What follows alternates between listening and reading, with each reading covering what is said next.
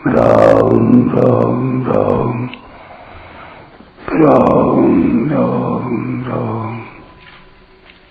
राम राम राम नारायण नारायण। संबंध। अब अर्जुन आगे के 26वें और 27वें 2 श्लोकों में मुख्य मुख्य योद्धाओं का विराट रूप में प्रवेश होने का वर्णन करते हैं। अमी च त्वां धृतराष्ट्रस्य पुत्राः सर्वे सहैवावनिपालसङ्गैः भीष्मो द्रोणः सूतपुत्रस्तथासौ सहास्मदीयैरपि योधमुख्यैः वक्त्राणि ते त्वरमाणा विशन्ति दंष्ट्राकरालानि भयानकानि केचिद्विलग्ना दशनान्तरेषु सन्दृश्यन्ते चूर्णितैरुत्तमाङ्गैः। हमारे मुख्य योद्धाओं के सहित भीष्म, द्रोण और वह कर्ण भी आप में प्रविष्ट हो रहे हैं। राजाओं के समुदायों के सहित धृतराष्ट्र के वे ही सब के सब पुत्र आपके विकराल दाढ़ों के कारण भयंकर मुखों में बड़ी तेजी से प्रविष्ट हो रहे हैं। उनमें से कई एक तो चूर्ण हुए सिरों सहित आपके दांतों के बीच में फंसे हुए दिख रहे हैं। व्याख्या। भीष्मो द्रोणः सूतपुत्रस्तथासौ सहास्मदीयैरपि योधमुख्यैः। हमारे पक्ष के धृष्टद्युम्न, विराट, द्रुपद आदि जो मुख्य मुख्य योद्धा लोग हैं, वे सब के सब धर्म के पक्ष में हैं और केवल अपना कर्तव्य समझकर युद्ध करने के लिए आए हैं। हमारे इन सेनापतियों के साथ पितामह भीष्म, आचार्य द्रोण और वह प्रसिद्ध सूतपुत्र कर्ण आप में प्रविष्ट हो रहे हैं। यहाँ भीष्म, द्रोण और कर्ण का नाम लेने का तात्पर्य है कि ये तीनों ही अपने कर्तव्य का पालन करने के लिए युद्ध में आए थे। भीष्म जी की प्रतिज्ञा दुनिया में प्रसिद्ध है कि उन्होंने पिताजी की प्रसन्नता के लिए विवाह न करने की प्रतिज्ञा की और आबाल ब्रह्मचारी रहे। इस प्रतिज्ञा पर वे इतने डटे रहे कि उन्होंने गुरु परशुराम जी के साथ युद्ध किया पर अपनी प्रतिज्ञा नहीं तोड़ी। भगवान ने पहले हाथ में शस्त्र ग्रहण न करने की प्रतिज्ञा की थी, परंतु जब भीष्म जी ने भगवान की प्रतिज्ञा के विरुद्ध यह प्रतिज्ञा कर ली कि आजू जौ हरि न शस्त्र गहाऊं तो लाजऊं गंगा जननी को शांतनु सुत न कहाऊं, तो भगवान को भी अपनी प्रतिज्ञा छोड़कर एक बार चाबुक और दूसरी बार चक्र लेकर भीष्म जी की तरफ दौड़ना पड़ा। इस तरह भीष्म की प्रतिज्ञा बनी रही और भगवान की प्रतिज्ञा टूट गई। द्रोणाचार्य दुर्योधन का अन्न खाकर उसके वृत्ति भोगी रहे हैं, इसलिए वे युद्ध को अपना कर्तव्य समझकर युद्ध में लग जाते हैं और अंत में देवताओं की बातें सुनकर और युद्ध में अपने ब्राह्मणोचित धर्म को समझकर युद्ध से उपरत हो जाते हैं।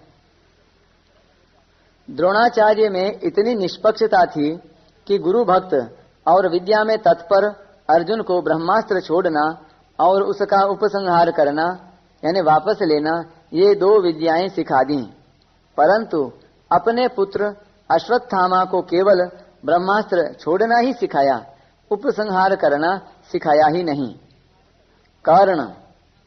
कर्ण की दुर्योधन के साथ मित्रता थी। उस मित्रता रूप कर्तव्य को निभाने के लिए वे युद्ध में आते हैं।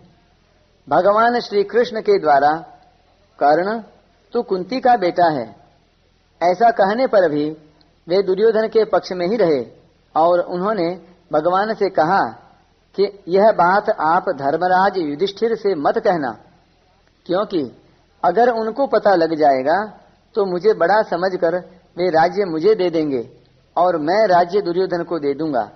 इससे पांडव सदा के लिए दुखी रहेंगे। कर्ण बड़े दृढ़ प्रतिज्ञ थे। वे विचित्र दानवीर थे। इंद्र के मांगने पर उन्होंने अपने नैसर्गिक जन्मजात कुंडल और कवच उतारकर दे दिए थे। माता कुंती के द्वारा मांगने पर उन्होंने उनको 5 पुत्रों के बने रहने का वचन दिया, जिसमें उन्होंने कहा, माँ, मैं युधिष्ठिर, भीम, नकुल और सहदेव को तो मारूंगा नहीं, पर अर्जुन के साथ मेरा युद्ध होगा। युद्ध में अगर अर्जुन मेरे को मार देगा तो तेरे 5 पुत्र रहेंगे ही, और अगर मैं अर्जुन को मार दूंगा तो भी मेरे सहित तेरे 5 पुत्र रहेंगे। अमी च त्वाम धृतराष्ट्रस्य पुत्राः सर्वे सहैवावनिपाल संगैः। दुर्योधन के पक्ष में जितने राजा लोग हैं जो युद्ध में दुर्योधन का प्रिय करना चाहते हैं, अर्थात दुर्योधन को हित की सलाह नहीं दे रहे हैं, उन सभी राजाओं के समूह के साथ धृतराष्ट्र के दुर्योधन, दुशासन आदि 100 पुत्र विकराल दाढ़ों के कारण अत्यंत भयानक आपके मुखों में बड़ी तेजी से प्रवेश कर रहे हैं। वक्त्राणि ते त्वरमाणा विशन्ति दंष्ट्रा करालानि भयानकानि। विराट रूप में वे चाहे भगवान में प्रवेश करें, चाहे भगवान के मुखों में जाएं, वह एक ही लीला है, परंतु भावों के अनुसार उनकी गतियां अलग अलग प्रतीत हो रही हैं। इसलिए भगवान में जाएं अथवा मुखों में जाएं, वे हैं तो विराट रूप में ही। केचिद विलग्ना दशनांतरेषु संदृश्यन्ते चूर्णितैरुत्तमांगैः। जैसे खाद्य पदार्थों में कुछ पदार्थ ऐसे होते हैं जो चबाते समय सीधे पेट में चले जाते हैं, पर कुछ पदार्थ ऐसे होते हैं जो चबाते समय दांतों और दाढ़ों के बीच में फंस जाते हैं।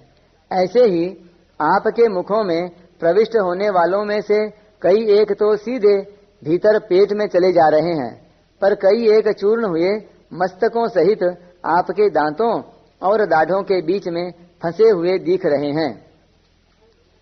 यहाँ एक शंका होती है कि योद्धा लोग तो अभी सामने युद्ध क्षेत्र में खड़े हुए हैं, फिर वे अर्जुन को विराट रूप के मुखों में जाते हुए कैसे दिखाई दिए?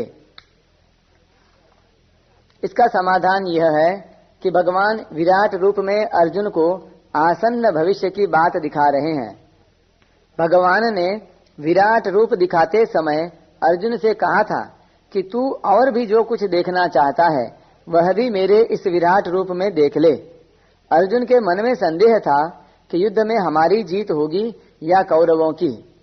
इसलिए उस संदेह को दूर करने के लिए भगवान अर्जुन को आसन्न भविष्य का दृश्य दिखाकर मानो यह बताते हैं कि युद्ध में तुम्हारी ही जीत होगी।